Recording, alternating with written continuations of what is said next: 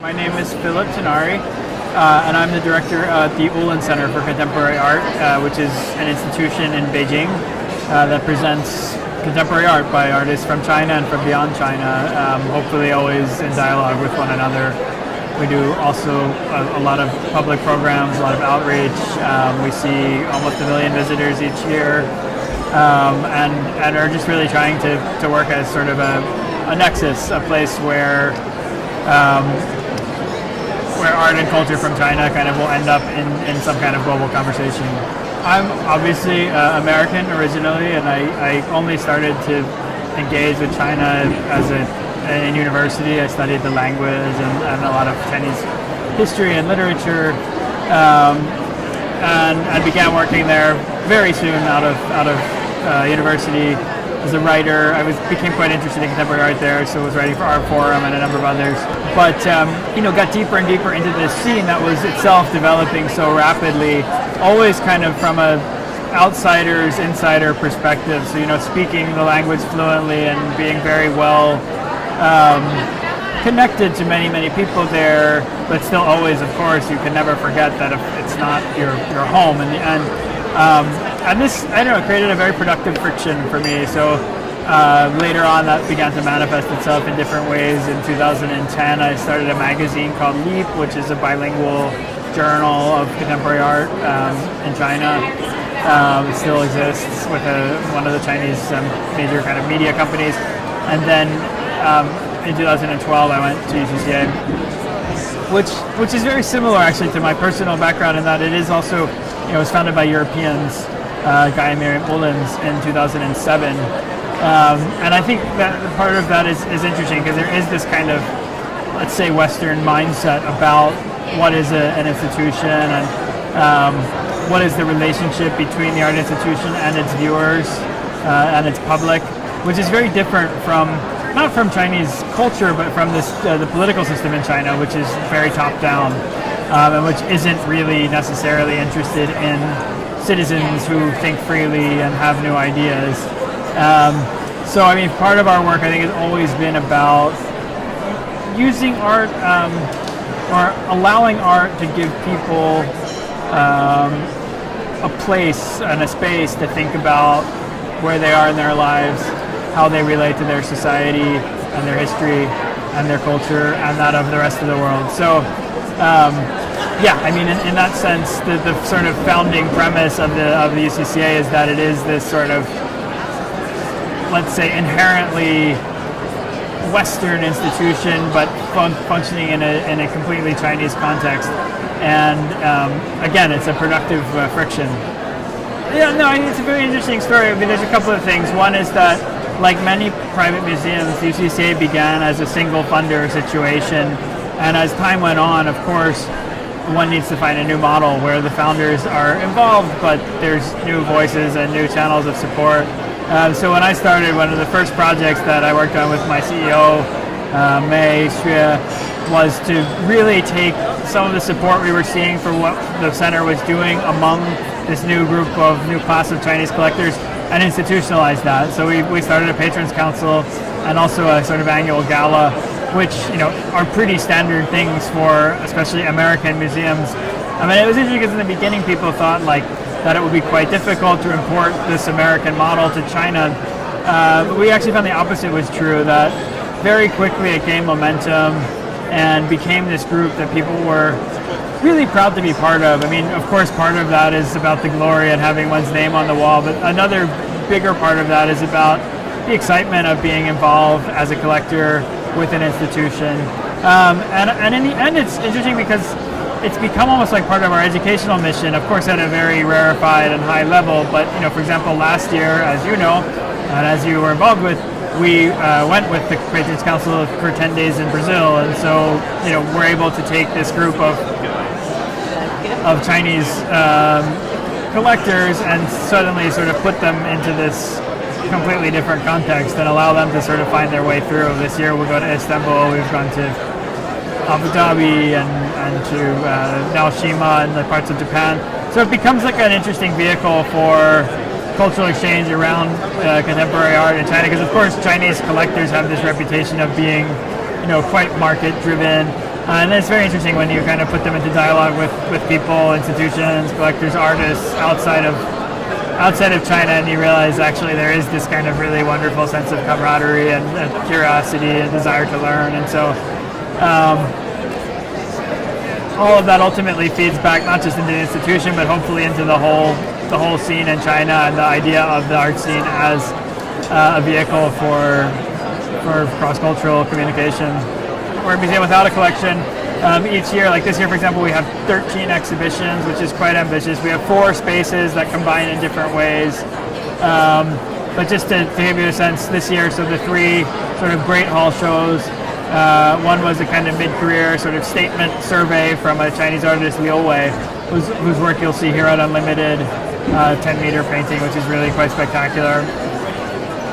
Born in 1972 in Beijing, and this was really a kind of turning point show for him, where he tied together many of the material strands that had appeared in his practice over the last 15 years. Amazingly, we opened a show called Notes Towards a Model Opera from William Kentridge, the renowned South African master, shown all over the world. This is a very interesting show. I mean, Kentridge is an artist who's been widely seen and, in fact, imitated in China, and he's never had a solo show, let alone something so comprehensive as this, which includes everything from the full suite of the early sort of Soho films, or drawings for projection as they're called, through things like the Documenta project, the project around the nose, about the Russian Revolution, many pieces, drawings and paintings. But most interestingly, perhaps, the project from which the show takes its name, Notes Towards a Model Opera, which comes out of a research process that we kind of embarked on with Kentridge into kind of modern Chinese history. And that looks sort of at, let's say, the Cultural Revolution in relation to the Paris Commune, and in relation to the Russian Revolution, and in relation to the question today of China and Africa. So it's this question of how to tease out from a great sort of international artist something that's connected to the local context. In the fall, the major show is with an artist by the name of David Diao, D-I-A-O, who was amazingly born in China in 1943, but like so many left in 49 when the communists came to power, and it became Americans, educated in the States. Did his first 2-man shows in the 60s with Cy Twombly and Bryce Martin, very much involved in conceptual abstraction, so post-Greenbergian painting, completely a New York school kind of figure. And I always see sort of like the missing link between, the end of Western modernism and the kind of beginning of contemporary art in China. And this is the show he's never had. I mean, he's into his 70s now, but will produce by far the most comprehensive publication on his work. I mean, it's over 120 pieces in this show that go all the way back to the 60s. And that, in addition to, we have different series of exhibitions. We have a series of shows from Asian but non-Chinese artists. So we just opened with the Singaporean Ming Wong, who's based in Berlin. We have coming up Korakrit Arunananchai, who's quite a interesting young Thai artist, also just showed the play to Tokyo this summer. Haegu Yang, a Korean artist who works mostly in sculpture, whose work you'll see many places. And then actually, something I'm personally really excited about is a series we just launched last week called New Directions, which is an ongoing series. We'll do at least 10, maybe as many as 20 installments of small monographic sort of statements from younger artists from Greater China. So it's really a way of kind of shining this light and this institutional expertise onto kind of emerging practices and new tendencies, accompanied by a very serious publication program that'll hopefully allow, publish books that will circulate internationally about these young artists and their works, as opposed to doing it in kind of a big group roundup show. I mean, we've done those shows in the past, but I feel like right now it's interesting to do it kind of one by one. So as you see, we try to keep it in healthy balance between Chinese artists, international artists, but always like Chinese artists that are interesting from an international perspective, international artists who are kind of somehow engaging with China, and then things that are not so easily categorized one or the other. So it's always an interesting exercise to come up with a program like that. And translation is contextualization as much as it is about specific attention to conveying the meanings of words and phrases. I actually began my career as a translator, but I feel like in so many ways I always am, and as long as I'm working in China, will always be a translator of sensibilities, of aesthetic intent, of historical context.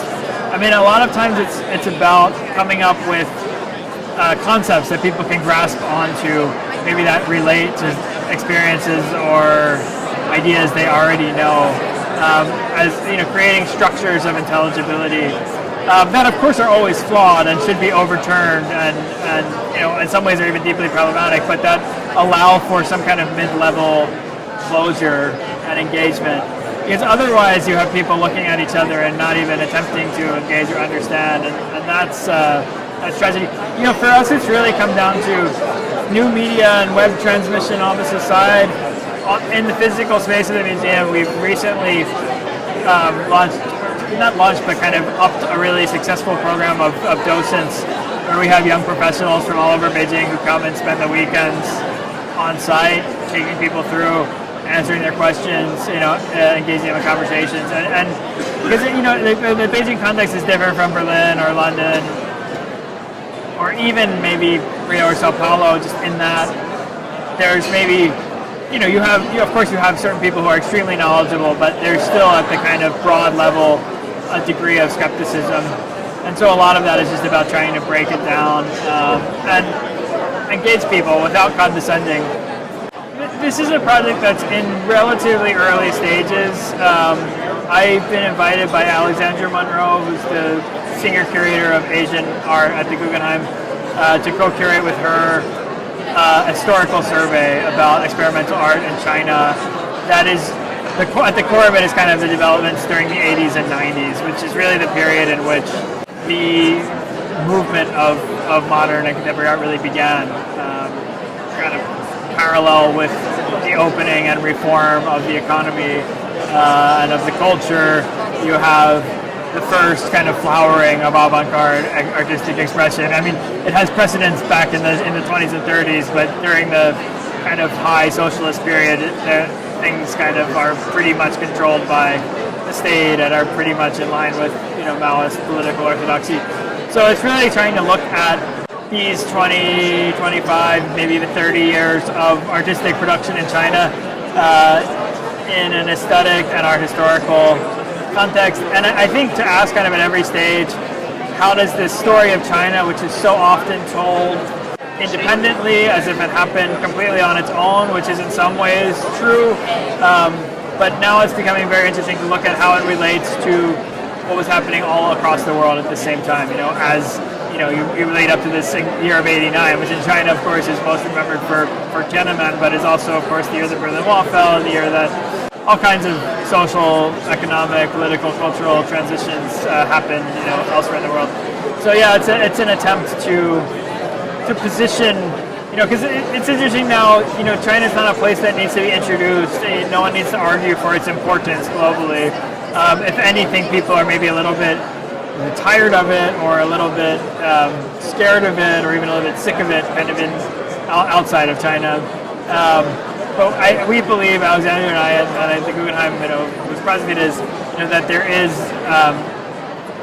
is a way through a really rigorous presentation of these artistic developments to expand the kind of public conversation around China and the world, really. We're lucky now. There just very recently have been a few good books published that are kind of nice historical groundings. Wu Hong, Wuhung, the University of Chicago scholar, just published the Tenzin Hudson Chinese Contemporary Art, A History, which gives really the basic outlines of what happened. There's a companion volume to that published by MoMA in that primary document series, which I know they've done Brazil and various other Latin American contexts, that has really the text by the artist for that period. So if you wanted to go really hardcore, you could read those books and you would be pretty quickly grounded in the theoretical and the historical developments. I think Leap is a great resource, the magazine. I mean, just for very contemporary things, it's quite up to the minute, it's quite well written, and I started it, so of course I'm partial to it, but I'm not involved anymore, but I think the editors are doing a really good job of kind of creating a space where China and the West and the world beyond can kind of inform each other. And then you have some good online resources. Randian, Randian has always been a good website, very focused. that gives good information about exhibitions and things that are happening. And then come and see, go look around Beijing, Shanghai, maybe Hangzhou or Guangzhou, and see what you